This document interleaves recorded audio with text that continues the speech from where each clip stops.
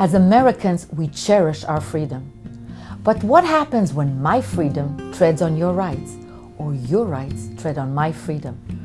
What rights do we have as citizens? And to what extent can government and law limit these rights for the public benefit? And where do Jewish ethics weigh in on this? Today we're going to discuss what happens when private interests and the common good collide. A topic close to our hearts, the issue of public health. Let's tackle the debate about vaccination. Just 10 years ago, more children around the world died from measles than from war, famine, and natural disasters combined.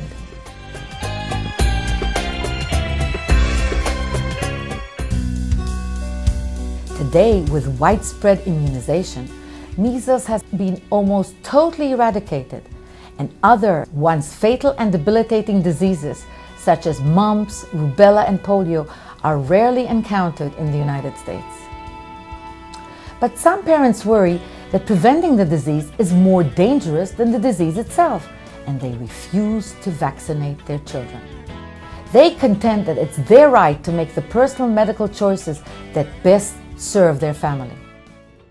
Now let's turn to Dr. Reichman, a professor of emergency medicine, philosophy, and history, and a renowned Jewish medical ethicist. Dr. Reichman, can you speak to us about immunization from a medical perspective? Vaccination is one of the safest procedures we have in modern medicine. And in fact, millions of people have been saved as a result. Some believe there are negative associations, such as autism associated with vaccination, but none of these things has ever been proven.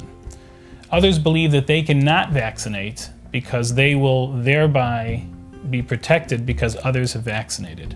Unfortunately, this is faulty logic, and they put not only themselves at risk, but others at risk too.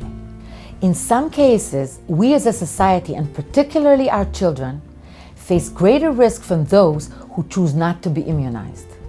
With us is Mrs. Tamar Hashimi, whose daughter's health depends on communal immunizations. I have a daughter who was diagnosed with liver cancer when she was 11 months old. And she had chemotherapy, which was unsuccessful in the end, so she needed a liver transplant when she was 15 months old. Since Shana was 11 months old when she was diagnosed, she was too young to have received the chickenpox or the MMR vaccines. Once someone has an organ transplant, they can no longer receive live vaccinations. Therefore, she remains unprotected against those diseases. Every time I bring Shana into the classroom with unimmunized children, she's at a much greater risk for contracting one of these diseases. Catching one of these diseases in her immunosuppressed state could, God forbid, be life-threatening. So how much autonomy should we give parents? Can we make our own choices? Or do public health concerns warrant mandating universal immunization with no exceptions? For the Jewish perspective on this issue, we turn to Rabbi Yehuda Pink, chairman of the West Midlands Jewish Medical Ethics Forum, a chaplain, and an expert in healthcare ethics and law. The Medrash records a statement of Rabbi Shimon Bar Yochai that the actions of an individual have a bearing on the community.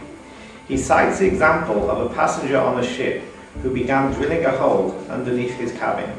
When challenged, his response was, "What business of yours is it? I'm drilling underneath my own cabin." To which his fellow passengers responded, "You are endangering the welfare of all the passengers on this boat."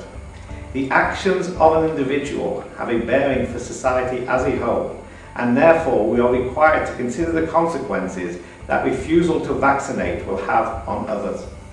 One should do all in his power to convince parents to vaccinate their children. However, halacha does not allow us to use force to ensure that parents vaccinate their children. Thank you very much for joining us for this edition of Labriyut to Your Health. Private interests versus the common good? Jewish ethics guides our decisions.